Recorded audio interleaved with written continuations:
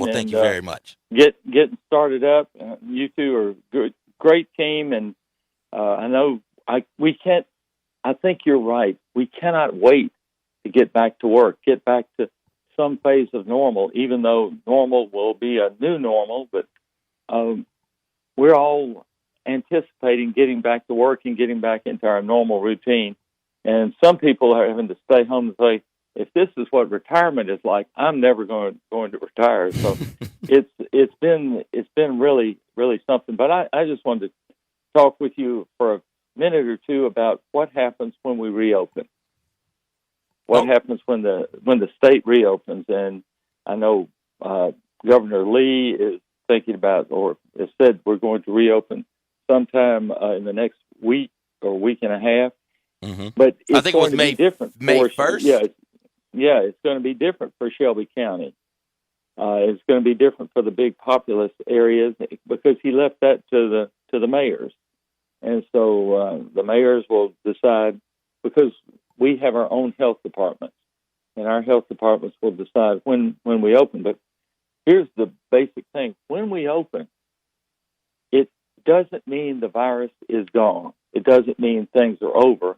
It just means we can relax the social distancing rules, or the stay-at-home rules, a little bit, but social distancing must still be in there. And I really suggest you wear a mask when you're out, and make sure you wash your hands a lot, and stay 6 to 8 feet apart. And I just want everybody to do the maximum to not get this coronavirus, because we're going to find a treatment for it. We're going to find a vaccine for it. And the key to it is for us to stay healthy until all of that's found. Why isn't it found now? We don't have any experience with it. They're developing a vaccine. There's really not a vaccine for Ebola yet.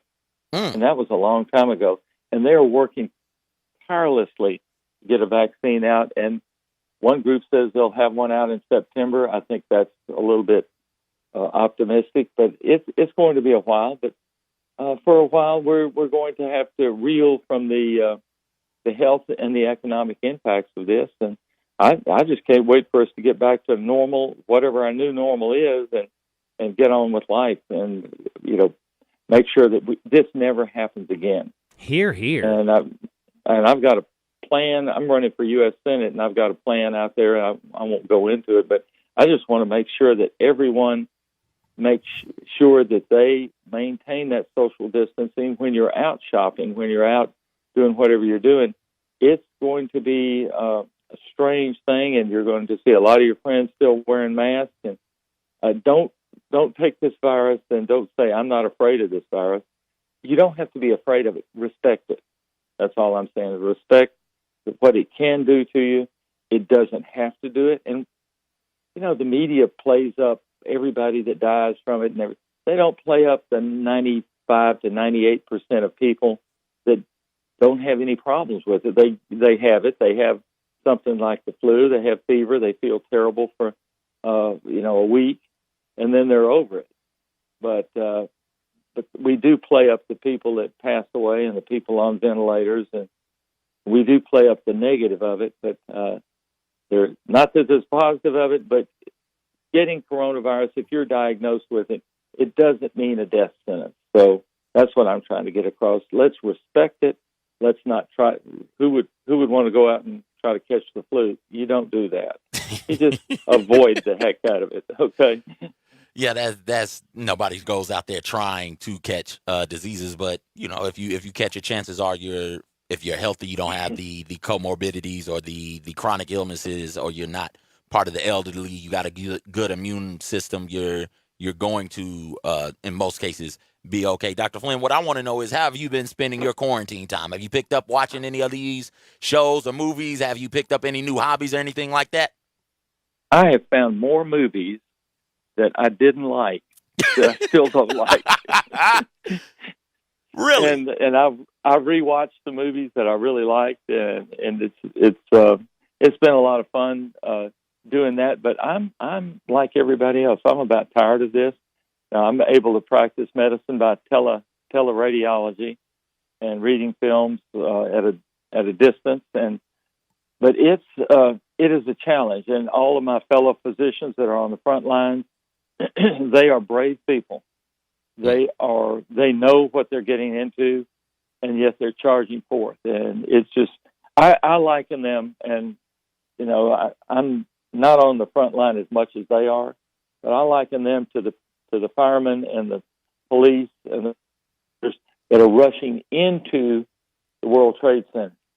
These people are rushing in to help people, and they're remembering their Hippocratic oath to get out there and help people, and that's what they're about. And my hat's off to them every day. The nurses, the hospital workers, the doctor's offices. These patients are seen in doctor's offices, and they're still open to seeing patients. And then we do a lot of X-rays and things like that to help them out. But it is a challenge. And my hat's off to businesses and the Memphis Restaurant Association.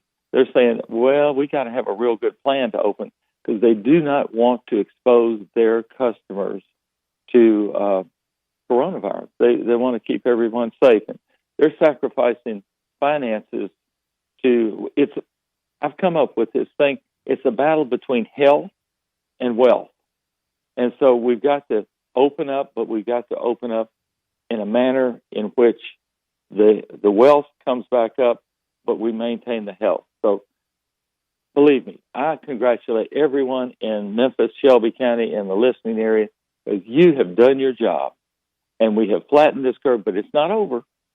It's not over. We won one of the battles, but the war is not over. So you know how it is. You get to the last 2 minutes of the game, and you think, "Oh, we can sail through." Don't do that.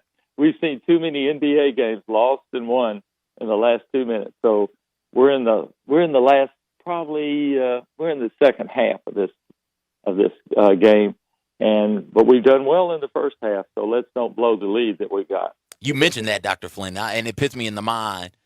Set John, who did Tennessee blow the lead to? Supposed to be in cover 3, and the safety relaxed a little bit and got beat earlier this season. Was that Georgia Southern? Are you talking about the Vols? Yeah. Oh, I was thinking Titans. No. Early in the year.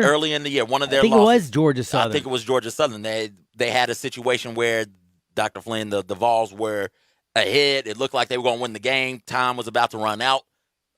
Everybody, all they had to do was just bat the ball down. Don't let anybody get behind them. And somebody got behind them. Georgia State. In the Georgia State game. And somebody relaxed a little bit and allowed a big play, and Tennessee went on to lose that game. We're in a similar situation right now, where we have done enough to flatten the curve out, where we have done enough to have the coronavirus, COVID-19, beat. All we've got to do is not relax and not let our guard down. That's exactly right. And, I remember that game because, of course, I listened, and you talked about it.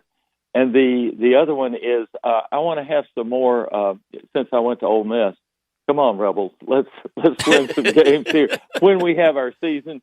Come on, Rebels. And the other team that I adamantly support is the Memphis State Tigers. Tigers, Penny Hardaway is doing a fantastic job with them. And I just support the football Tigers, the basketball Tigers, the Lady Tigers, the basketball Tigers. It's a fabulous program. We're right here. We've got everything to do with it, and we can win this entire thing. The city, the county, our area is coming up in sports. We're coming up economically, and health-wise, we're going to maintain the excellence that we have. So thank you very much for letting me be on here with you. Thank you, Dr. Flinn, very much. 2 suggestions on things to watch. I know you said you watched movies that you didn't like and you still don't like them. Watch Tiger King and watch McMillions. I think you'll enjoy those. Let me ask you about somebody, I've had 3 people tell me about Tiger King. Is that really that engrossing? Because I almost turned it on. I think it's last disturbing. Night, It is every bit as engrossing as people say it is. I don't want to tell you anything else about it. I want you to just see it and go on the ride on your own, man. But yes, it is every bit as engrossing as everybody says it is. Okay, well, I may have to call you tomorrow and tell you, was it good or was it bad? And you did say one thing, Dr. Flinn, that you are going to run for the 2020 U.S. Senate.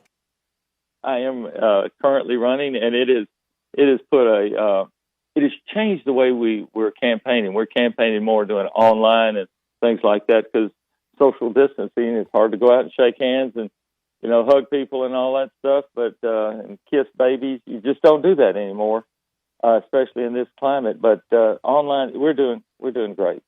I've been very impressed with the online response. So it's doing great. Nobody's paying much attention to the race as yet because we're all focused on coronavirus and getting us back to some phase of normal in the United States. So I appreciate each one of you. Thank you for continuing, and I watch you on camera. So I see you. Rich, remember, don't touch your face. Oh, Okay, thank you. I can't. Have Okay, a good man. one, Dr. Flynn. We got to get to a break. On the other side, we'll talk more about the trade of Gronkowski from the Patriots to the Bucks and what that might mean from an NFL draft standpoint. Next, you're listening to Sports 56 Mornings right here on Real Sports Talk, 560 AM, 87.7 FM, and 96.1 FM. Take Sports 56 with